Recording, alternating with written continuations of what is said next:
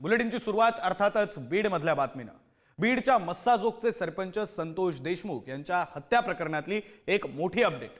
पवनचक्की खंडणी वसुलीतून वाल्मिक कराड, विष्णू चाटे, सुदर्शन घुले यांच्यावर गुन्हा दाखल झालाय। तर आरोपी वाल्मिक कराड हा धनंजय मुंडेंचा निकटवर्तीय, विष्णू चाटे अजित पवारांच्या राष्ट्रवादीचा तालुकाध्यक्ष।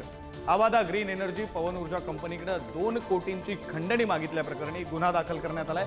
पवनचक्की खंडणी वसुली वादातूनच सरपंच देशमुखांची हत्या झाल्याचा पोलिसांना संशय आहे। पवनचक्की खंडणी वसुली वादाच्या अँगलनं बीड पोलिसांचा तपास सुरू आहे। आरोपींना शोधण्यासाठी आता पथकं रवाना झाली आहेत। बातमी आपण पाहतोय, राजकीय कनेक्शन जे आहे बीडच्या या सगळ्या प्रकरणासंदर्भातलं ते आता समोर येत आहे। हे काही फोटो आपण पाहतोय, वाल्मिक कराड ज्याच्यावर गुन्हा दाखल झालेला आहे खंडणी प्रकरणामध्ये, त्या वाल्मिक कराडचे काही फोटो आपण पाहतोय। राजकीय कनेक्शन, राजकीय नेत्यांशी असलेले लागेबंधे त्यांच्या सोबतचे फोटो आपण पाहतोय। धनंजय मुंडे यांच्यासोबत वाल्मिक कराडचा फोटो आहे। पंकजा मुंडे भाजपच्या नेत्या यांच्यासोबत वाल्मिक कराडचा फोटो आहे। शरद पवारांच्या राष्ट्रवादीचे नेते असलेले अभिनेते असलेले अमोल कोल्हे यांच्यासोबत सुद्धा वाल्मिक कराडचा फोटो आहे। त्याच्यावर आता 2 कोटींची खंडणी मागितल्याप्रकरणी गुन्हा दाखल झालाय आणि याच गुन्ह्याचा सरपंच देशमुख यांच्या हत्येशी संबंध असल्याचा पोलिसांना संशय आहे। तसं तिथे जे लोक आंदोलन करतायत त्यांच्या मृत्यू प्रकरणाची चौकशी व्हावी यासाठीचं जे आंदोलन सुरू आहे तिथल्या आंदोलकांचं सुद्धा हेच म्हणणं आहे। आणि त्या वाल्मिक कराड याचे फोटो आपण पाहतोय, राजकीय कनेक्शन, त्याचे राजकीय लागेबंधे आपण पाहतोय। अमोल कोल्हे यांच्यासोबत शरद पवारांच्या राष्ट्रवादीचे नेते खासदार असलेले अमोल कोल्हे यांच्यासोबत फोटो आहेत। धनंजय मुंडे यांचा अगदी जुना फोटो वाटतोय आणि हा आत्ताचा नवीन फोटो, अगदी आधीपासूनचे संबंध असल्याचे हे फोटो ग्वाही देत आहेत। तर पंकजा मुंडे ज्या भाजपचा नेते आहेत त्यांच्यासोबत सुद्धा वाल्मिक कराडचा फोटो हा आपण पुढारी न्यूजच्या टीव्ही स्क्रीनवर आत्ताच्या घडीला पाहतोय। वाल्मिक कराड, विष्णू चाटे, सुदर्शन घुले यांच्यावर गुन्हा दाखल झालाय। बीडचे हैवान आणि त्यांचं राजकीय कनेक्शन कसं आहे आपण त्याच्या ग्राफिक्सच्या माध्यमातून एक नजर टाकूया। बीडच्या माजी सरपंच हत्ये प्रकरणातील 2 मारेकरी हे अद्याप मोकाटच आहेत।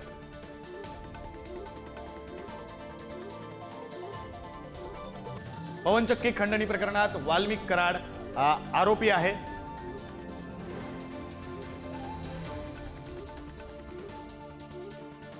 वाल्मिक कराड राष्ट्रवादीचा माजी पदाधिकारी सुद्धा आहे।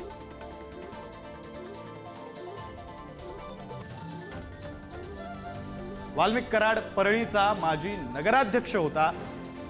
परळीचा नगराध्यक्ष म्हणून वाल्मिक कराड यानं काम पाहिलेलं आहे आणि आता त्याच्यावर 2 कोटीची खंडणी मागितल्याप्रकरणी गुन्हा दाखल झालाय। वाल्मिक कराडचे राजकीय नेत्यांसोबतचे फोटो सुद्धा आहेत जे आपण पुढारी न्यूजच्या टीव्ही स्क्रीनवर पाहतोय। पंकजा मुंडे, धनंजय मुंडे सोबतच अमोल कोल्हे यांच्यासोबतचे फोटो आपण पाहतोय। अजित पवारांच्या राष्ट्रवादीचा तालुकाध्यक्ष विष्णू चाटे सुद्धा याच प्रकरणात आरोपी आहे। 2 कोटींची खंडणी मागितल्याचं हे प्रकरण। राजकारणाच्या गुन्हेगारीकरणानं बीडमध्ये प्रचंड दहशत ही पसरलेली आहे।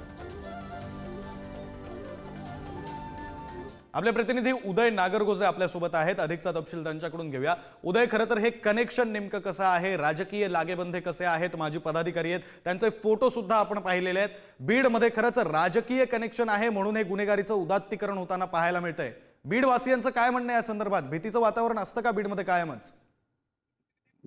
नक्कीच विक्रांत, आपण जर गेल्या काही दिवसातील घटना पाहिल्या तर या घटनांमध्ये कुठं ना कुठं राजकीय कनेक्शन असल्याचं समोर येतंय। आताही संतोष देशमुख यांचं जे खून प्रकरण झालं त्या खून प्रकरणातील जे आरोपी आहेत विष्णू चाटे हे राष्ट्रवादी काँग्रेसचे तालुका अध्यक्ष आहेत आणि या विष्णू चाटे यांच्या संबंधितच हे जे बाकीचे जे आरोपी आहेत या खून प्रकरणातली ते देखील विष्णू चाटे यांच्याशी संबंधित आहेत आणि हे विष्णू चाटे वाल्मिक कराड यांच्या संबंधित आहेत आणि वाल्मिक कराड जे आहेत ते धनंजय मुंडे यांचे निकटवर्ती आहेत। ते परळीच्या नगरपालिकेचे नगराध्यक्ष तसेच गटनेता देखील राहिले आहेत। माजी पदाधिकारी देखील आहेत ते राष्ट्रवादी काँग्रेसचे। एकंदरीतच आता त्यांच्यावर जो खंडणीचा गुन्हा दाखल झालाय, ज्या कंपनीच्या आवारात जाऊन विष्णू चाटे यांनी वाल्मिक कराड यांचा फोन त्या अधिकाऱ्याला दिला आणि वाल्मिक कराड तुमच्याशी बोलणार आहेत असं म्हटले आणि त्यानंतर वाल्मिक कराड यांनी 2 कोटी रुपयांची खंडणी मागितल्याचं त्या अधिकाऱ्याने फिर्यादीत म्हटलंय। आता त्यावरून ती जी घटना आहे आणि त्याच्यानंतर जो संतोष देशमुख यांचा खून आहे तर खरं उदय, या सगळ्या 2 घटनांचं काहीतरी कनेक्शन आहे असा पोलिसांना सुद्धा संशय आहे। तुम्ही जोडलेलेच राहा, तुमचा आवाज काही कारणाने पोहोचत नाहीये। याच अनुषंगानं पुढची बातमी सुद्धा आहे, आपण ती बातमी सुद्धा पाहूयात। बीडचे खासदार बजरंग सोनावणे यांनी अमित शहांची भेट घेतली आहे। केंद्रीय गृहमंत्री अमित शहा यांची भेट घेतली आहे। मस्साजोगचे सरपंच संतोष देशमुख यांच्या हत्या प्रकरणाची सीबीआय चौकशी व्हावी अशी मागणी बजरंग सोनावणे यांनी केली आहे। बीडचे ते खासदार आहेत। केंद्रीय गृहमंत्री अमित शहांकडे सीबीआय चौकशीची मागणी त्यांनी केलेली आहे। बीड हत्या प्रकरणात अमित शहांकडून ठोस कारवाई करण्याचं आश्वासन सुद्धा देण्यात आलेलं आहे।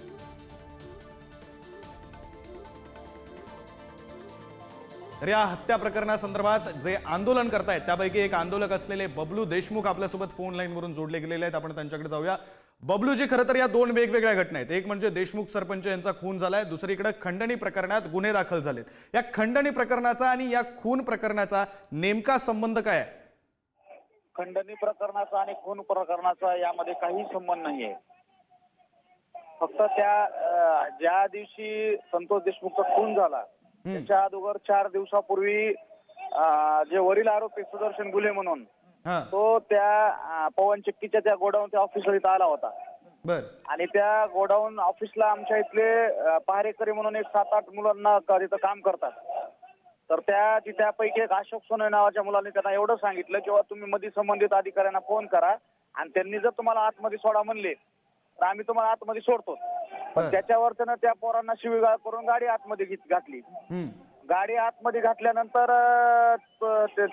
त्या पोरांनी पुन्हा गावात फोन केला की बाबा आपल्या गावातल्या माणसाला मारहाण केली। त्यावेळेस गावातले 50-50 मुलं त्यांच्या समेत सरपंच इथं आले। मग सरपंच इथं आल्यानंतर त्यांना म्हणले बाबा तुम्ही मारहाण कशाला करायला लागलात किंवा तुम्ही कशाला काय करतायत, तेवढ्या गोष्टीवरच मग त्यांनी सरपंचाला बी मारहाण केली। एकंदरीत हे जे प्रकरण आहे ते पवन चक्कीच्या अधिकाऱ्यांशी संबंधित किंवा मग त्याचं काय कनेक्शन आहे त्याचा अंदाज तुमच्या बोलण्यावरून येतोय। तुम्ही जोडलेलेच राहा। आपल्यासोबत आमदार सुरेश धस आहेत, त्यांच्याकडे जाऊया। धस जी, खरं तर हे दोन्ही प्रकरणं जी आहेत त्यामध्ये आता जी नावं समोर येत आहेत त्यांचे राजकीय कनेक्शन सुद्धा समोर येत आहेत। बीडमध्ये राजकीय कनेक्शन्समुळे गुन्हेगारीचं उदात्तीकरण होतंय असं वाटतंय? नाही, त्याच्यामध्ये काही प्रमाणात तथ्य आहे, परंतु कारण याच्यामध्ये विष्णू चाटे म्हणून जे आहे ते राष्ट्रवादी काँग्रेस पक्षाचे तालुक्याचे अध्यक्ष आहेत आणि तालुक्याचे अध्यक्ष मध्यस्थ असताना सुद्धा ही दुर्दैवी घटना घडलेली। कारण तालुक्याचे अध्यक्ष म्हणत होते की मी संतोष देशमुखला सोडून देतो, थांबा, परंतु त्याचे 3 तास गेले ना आणि त्या 5-6 मुलांनी जे उचलून नेलं होतं त्यांना ते 3 तास त्यांना मारहाणच करीत राहिले। त्याचे जर डेड बॉडी पाहिली तर 1 इंच सुद्धा जागा कुठे शिल्लक नाही। इतक्या निष्ठुरपणे आणि निर्घृणपणे त्याला मारण्यात आलेले आणि उंच उडी मारून दोन्ही गुडघ्यांनी छातीवर उड्या मारल्या गेल्या। त्याच्यामुळे ते जागीच ठार झाला बिचारा तो। बर, पण या दोन्ही घटनांकडे जेव्हा आपण पाहतोय तेव्हा गुन्हेगारीचं उदात्तीकरण होतंय हे तर स्पष्ट आहे, मात्र ते कोणामुळे होतंय? काय आरोप आहे आपला? म्हणजे तुम्ही विष्णू चाटे यांचं नाव घेतलं, वाल्मिक कराड सुद्धा त्यांचं सुद्धा नाव आहे 2 कोटींच्या खंडणीच्या आरोपामध्ये। ते माजी नगराध्यक्ष राहिलेले आहेत। धनंजय मुंडेंचं निकटवर्ती आहे म्हणून अख्खा बीड जिल्हा त्यांच्याकडे पाहतो। त्यांच्यावरती आरोप झाला आहे, तो तपासामध्ये निष्पन्न जर झाला तर आपल्याला त्याच्यावरती बोलता येईल, परंतु त्यांच्यावरती कंपनीने गुन्हा दाखल केलेला आहे आता। आणि ह्या प्रकरणामध्ये सुद्धा संतोष देशमुखच्या प्रकरणामध्ये जर त्यांनी हस्तक्षेप केला असेल तर ते संतोष देशमुखच्या प्रकरणामध्ये सुद्धा त्यांचं इन्व्हॉल्वमेंट येईल ना, परंतु अद्यापपर्यंत लगेच त्या कन्क्लुजनला जाणं उचित आहे असं मला वाटत नाही। नाही, आपण थेट कन्क्लुजनवर जाऊच शकत नाही, मात्र यामध्ये आता जी 3 नावं आहेत, वाल्मिक कराड यांचं नाव आहे, विष्णू चाटे यांचं नाव आहे आणि सुदर्शन गुलेंचं नाव आहे। या तिघांवर खंडणीचा गुन्हा दाखल झालाय। सुदर्शन गुले यांचं नाव या हत्या प्रकरणात सुद्धा आहे, म्हणून मग ते कनेक्शन जोडलं जात आहे। 4 दिवसांपूर्वी ते खंडणीचं प्रकरण झालं होतं, त्यानंतर खून होतो। आंदोलकांचं असं म्हणणं आहे की त्यावेळी खंडणीच्या प्रकरणाच्या वेळी जी हाणामारी झाली होती त्या किरकोळ कारणावरून खून झालाय, म्हणून हे कनेक्शन जोडलं जात आहे। राजकीय कनेक्शन असल्यामुळे गुन्हेगारांची हिंमत वाढते असं म्हणायचं की नाही म्हणायचं? किरकोळ कारणावरून हा खून झालेला आहे। इतक्या क्षुल्लक कारणावरून जर खून होत असेल तर हे अवघड आहे। आमच्या बीडचं बिहार झालं म्हणायच्या पेक्षा आता आमचं अफगाणिस्तान झालंय का काय असं आम्हाला वाटायला लागलंय। नाही, हाच प्रश्न बेकार महाराष्ट्राच्या पद्धतीने जनतेला हा सुद्धा प्रकार पडलाय. होतोय. पण हे अफगाणिस्तान ज्यांच्यामुळे झालंय असं आपण म्हणू शकतो, त्या ज्यांच्यावर गुन्हे दाखल आहेत त्यांचे फोटो आहेत ना. पंकजा मुंडेंसोबत तुमच्या पक्षाच्या नेत्यांसोबत फोटो आहेत, त्यांचे धनंजय मुंडे ज्यांच्यासोबत तुम्ही युतीमध्ये आहात त्यांच्यासोबत फोटो आहेत, जे विरोधात बसलेत अशा अमोल कोल्हेंसोबत फोटो आहेत. याविषयी काय बोला? हॅलो, ज्यांच्या बरोबर त्यांचे फोटो आहेत त्यांना तुम्ही विचारलं पाहिजे ना. तुम्ही त्यांना फोनवरती घ्या, त्यांना विचारा ना की हे लोकांना तुम्ही कसं काय सपोर्ट करताय, काय नाही. नाही, भाजप नेत्यांसोबत सुद्धा फोटो आहेत ना, पंकजा मुंडेंसोबत फोटो आहेत. ज्यांच्या बरोबर फोटो आहेत त्यांना विचारा ना. किंवा तुम्ही ह्या लोकांना सांगितलंय का असं वागायला? बरं, तुम्ही आमच्यासोबत असे जोडलेले राहा. आपल्यासोबत आता शरद पवारांच्या राष्ट्रवादीचे मेहबूब शेख जोडले गेलेत, त्यांच्याकडे जाऊया. मेहबूबजी, खरं तर हे सगळं प्रकरण जे आहे ते जेव्हापासून प्रकरण घडलं 9 तारखेपासून हे सगळं प्रकरण गाजतंय, आपण पाहतोय. आता नवे फोटो समोर आलेत, ज्यांच्यावर गुन्हा दाखल झालाय त्यांच्यासोबतचे फोटो समोर आलेले आहेत आणि या गुन्ह्याचं कनेक्शन हे या हत्येच्या प्रकरणाशी सुद्धा आहे. कशा प्रकारे पाहायचं म्हणजे पंकजा मुंडेंसोबत फोटो आहेत, धनंजय मुंडेंसोबत फोटो आहेत, तुमच्या पक्षाचे नेते अमोल कोल्हेंसोबत फोटो आहेत. राजकीय वरदहस्तामुळे बीडमध्ये गुन्हेगारी वाढते. असं आहे की बीड जिल्ह्याचा बिहार नाही तर आता बिहारवाले म्हणायला लागलेत आमचा बीड करू नका. एवढी भयानक परिस्थिती सध्या बीडमध्ये चालली. कायदा आणि सुव्यवस्था ही सर्वसामान्य लोकांच्या त्या ठिकाणी संरक्षणासाठी नाही, तर ही कायदा सुव्यवस्था ही गुन्हेगाराच्या संरक्षणासाठी आहे. सरपंचाला उचलून नेलं जातं, सरपंचाला उचलून नेल्यावर एक गावचा प्रथम नागरिक तर पोलीस स्टेशनला जाऊन सांगितलं तर पोलीस काहीच करत नाहीत. त्या आरोपीवर 2 दिवस अगोदर गुन्हा दाखल होतो आणि पोलिसांचा एक PSI त्याच्यासोबत 4-4 तास बसतो. आता पोलिसच जर खंडणीखोरासोबत बसणार असले तर त्यांना काय धाक राहणार आहे कायद्याचा? म्हणजे आता एवढी वाईट भयंकर परिस्थिती. आता तर हे एक खून झालेला आता फक्त मीडियाच्या आणि सगळ्या लोकांच्या ग्रामस्थांच्या आक्रोशामुळे समोर आलाय. असे अनेक खून बीड जिल्ह्यात झाले ज्याचा आतापर्यंत आरोपी सापडलेला नाही आणि अनेक खुनामध्ये खोट्या गुन्ह्यात लोकांना अडकवलं जातंय. 307 गुन्हा दाखल झालेला आरोपी हाताला धरून बाहेर आणला जातो जसं काय तो एखादा पराक्रम करून आलाय आणि खोट्या गुन्ह्यात अनेक लोकांना निष्पाप त्या ठिकाणी गवलं जातंय. त्यांना धरायला पोलीस अटक करायला त्या ठिकाणी जातात. आता पोलीस हे नेमकं आरोपीसाठी काम करतात का सामान्य नागरिकासाठी काम करतात? हे बीड जिल्ह्यातल्या सामान्य लोकांना तुम्ही विचारलं तर आरोपी हे पोलिसांसाठी पोलीस हे आरोपीसाठी काम करतायत आणि राजकीय वरदहस्त असल्याशिवाय राहतच नाही हो. गृह विभाग हा बीड जिल्हा वगळून महाराष्ट्राचे गृहमंत्री काम करतायत आणि ज्यांचे तुम्ही नावं घेताय त्या लोकांचे आता जवळचे लोकांचे खंडणीत नाव आले की वाल्मिक कराड नावाच्या ग्रहस्थाचं नाव त्यांच्यावर गुन्हा दाखल झाला खंडणीचा. म्हणजे हे कुणाचं काम करतायत, कोणाचा कारभार हाकतायत? कोणाचं करतायत तुम्ही सांगा ना, थेटपणे सांगा कोणाचं करतायत. तुम्ही सुद्धा त्याच भागातले आहात. सगळ्या महाराष्ट्राला, बीड जिल्ह्याला महाराष्ट्राला माहिती हो. आम्ही सांगायचं काय गरज आहे? सगळ्यांना माहिती आहे. बरं, तुमचा रोग कुणाकडे ते समजते, पण त्याच वाल्मिक कराडांच्या फेसबुक वॉलवर अमोल कोल्हेंसोबतचा सुद्धा फोटो आहे, त्याविषयी काय बोलाल? आणि प्रशासन, पोलीस प्रशासन हे कशा पद्धतीने वागतंय हे देखील तुम्ही बघा.